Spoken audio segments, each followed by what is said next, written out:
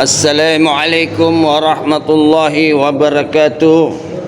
Alhamdulillahi rabbil alamin ala kulli hali wa nikmatin. Ashhadu an la ilaha illallah wa ashhadu anna Muhammadur Rasulullah. Allahumma fa'usalli ala Sayyidina Muhammadin wa ala alihi wa sahbihi ajma'in, amma ba'du. Jamaah kaum muslimin dan muslimat dimanapun berada, marilah kita senantiasa memuji kebesaran Allah Subhanahu wa ta'ala, berkah karunia dari Allah sehingga kita dapat menjalani kehidupan kita di bumi yang milik Allah Subhanahu wa ta'ala. Dan tak lupa pula kita senantiasa bersalawat kepada baginda Rasulullah Muhammad sallallahu alaihi wasallam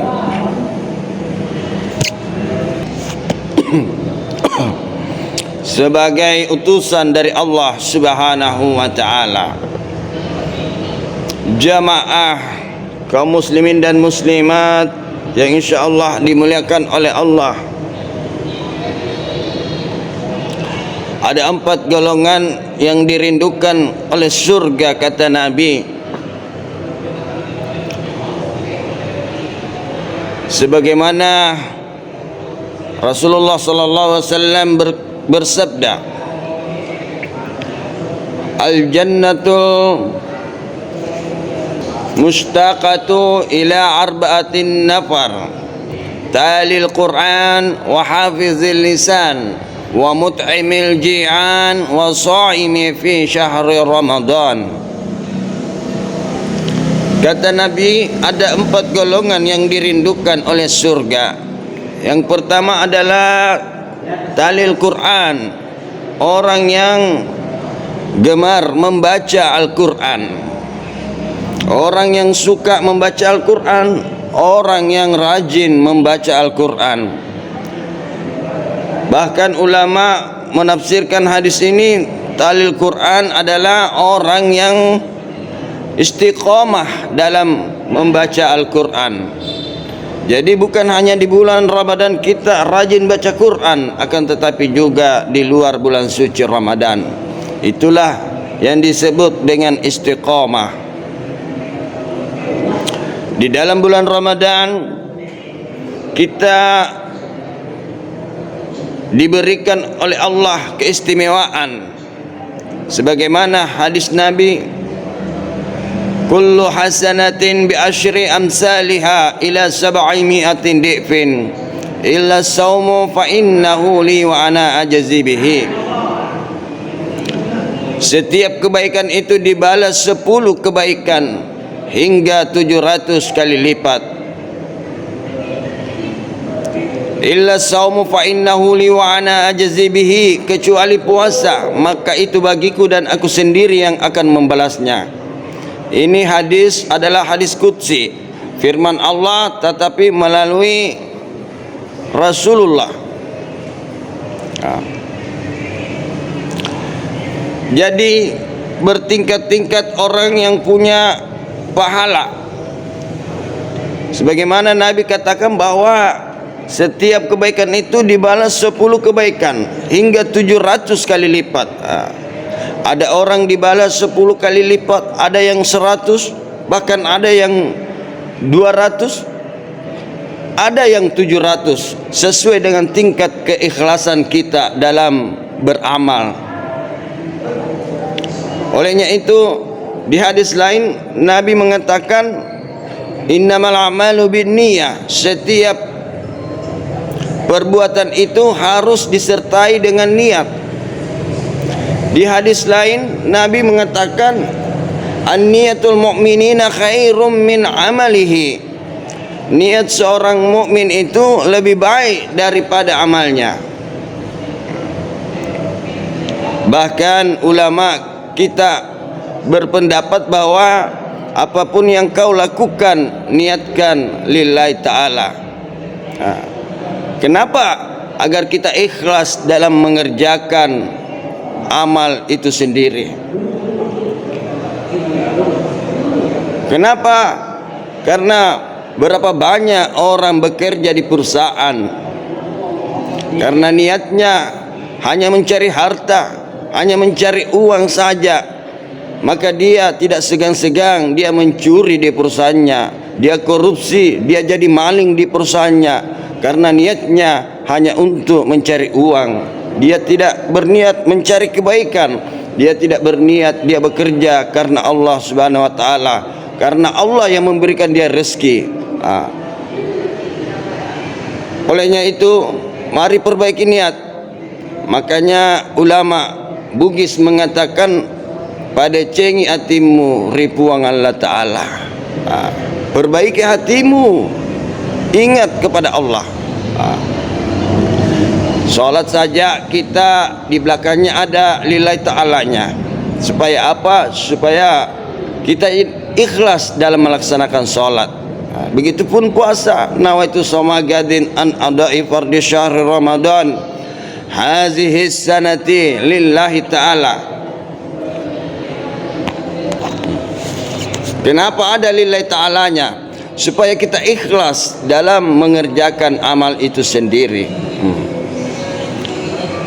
Bahkan kita di luar bulan suci Ramadan bahkan biasa tidak tahan lapar, siang sudah mau makan.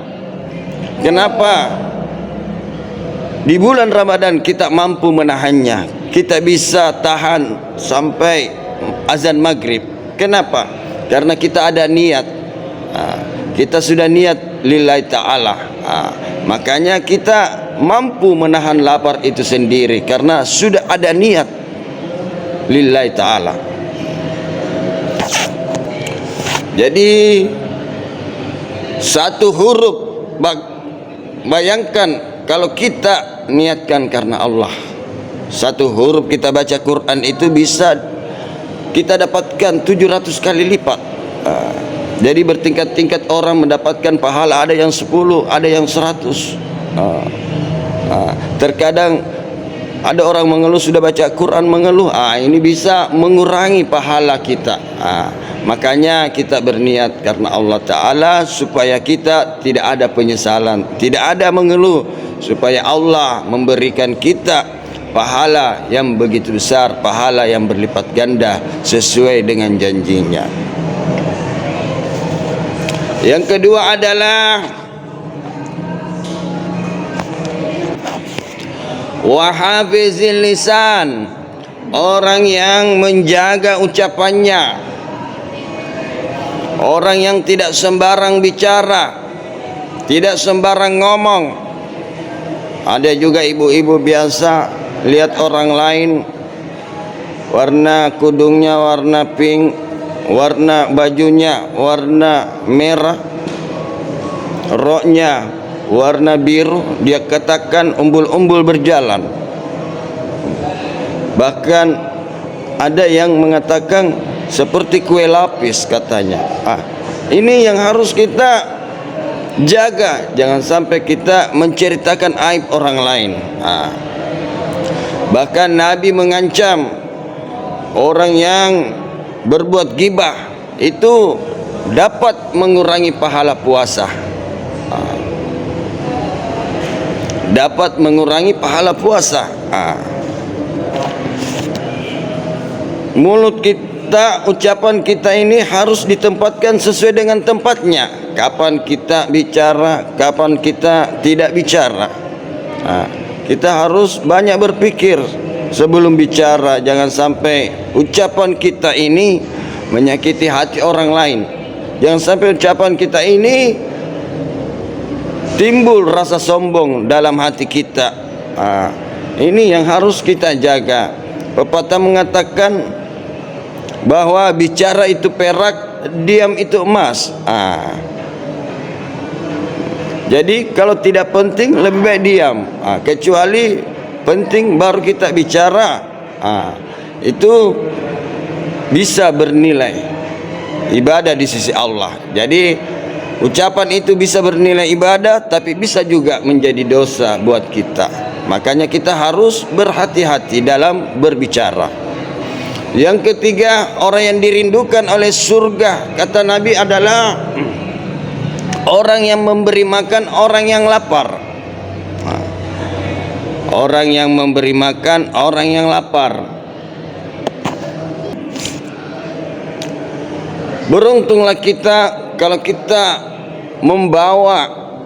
bisa bersedekah di bulan suci Ramadan ini, bisa membawa takjil, bisa memberikan buka puasa di masjid.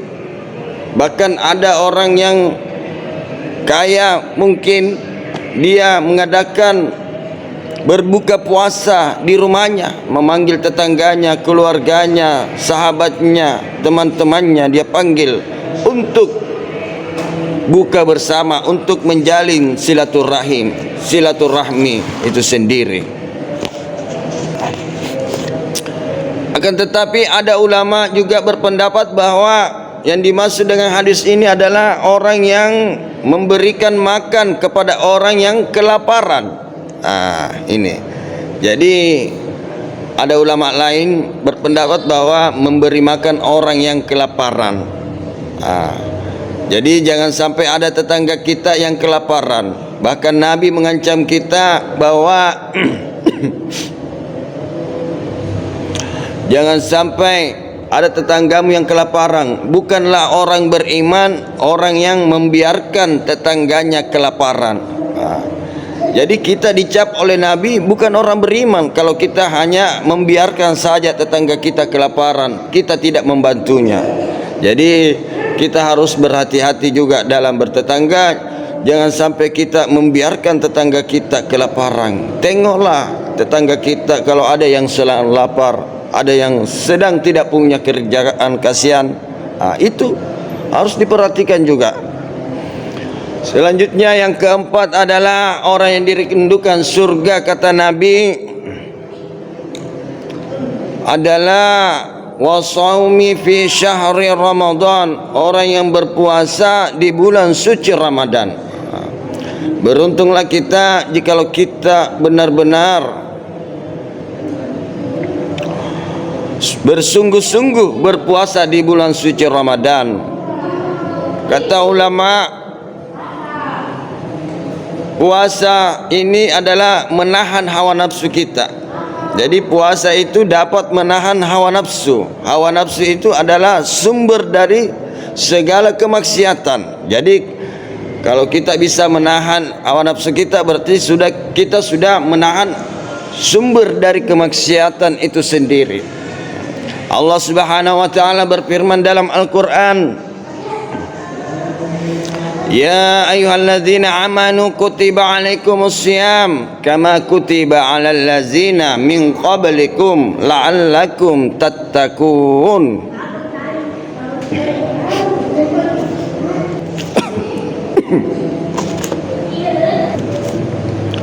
Wahai orang-orang yang beriman, diwajibkan atas kamu berpuasa sebagaimana diwajibkan atas orang-orang sebelum kamu, agar kamu bertakwa.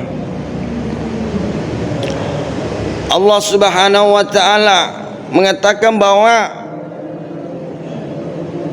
wahai orang-orang yang beriman, diwajibkan atas kamu berpuasa sebagaimana diwajibkan atas orang-orang sebelum kamu.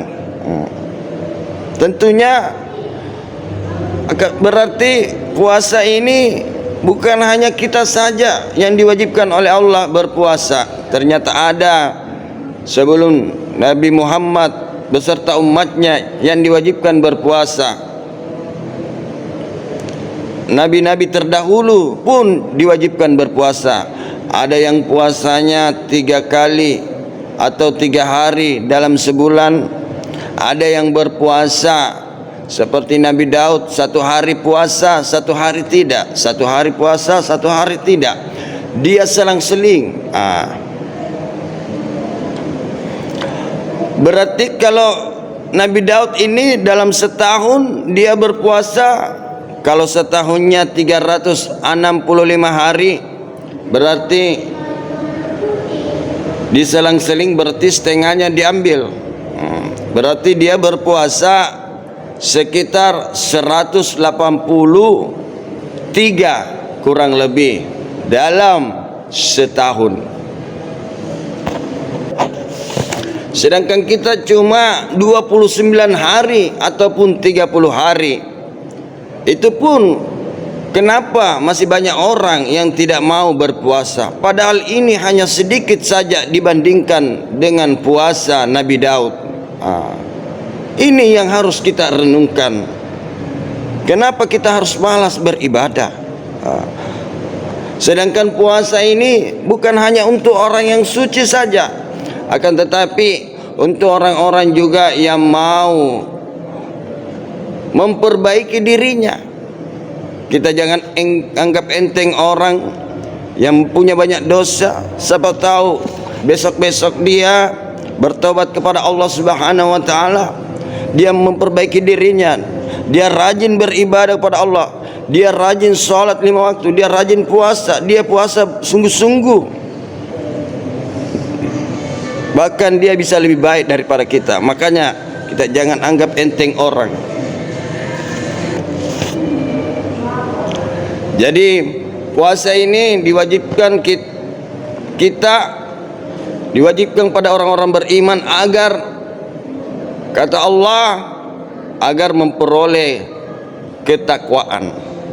Ya ayyuhalladzina amanu kutiba alaikumusiyam, diwajibkan atas kamu berpuasa sebagaimana diwajibkan atas orang-orang sebelum kamu, agar kamu bertakwa.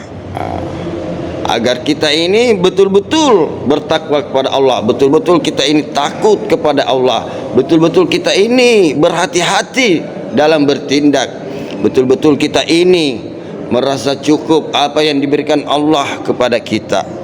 Jadi betul-betul bertakwa, yaitu betul-betul kita ini mampu menjalankan perintah Allah dan mampu menjauhi larangannya. Dan tentunya kalau kita termasuk 4 golongan yang dirindukan oleh surga, berarti kita sudah termasuk calon-calon penghuni surga. Semoga kita semua termasuk 4 golongan yang dirindukan oleh surga. Lebih dan kurangnya mohon dimaafkan. Wallahu hadi ila siratil mustaqim.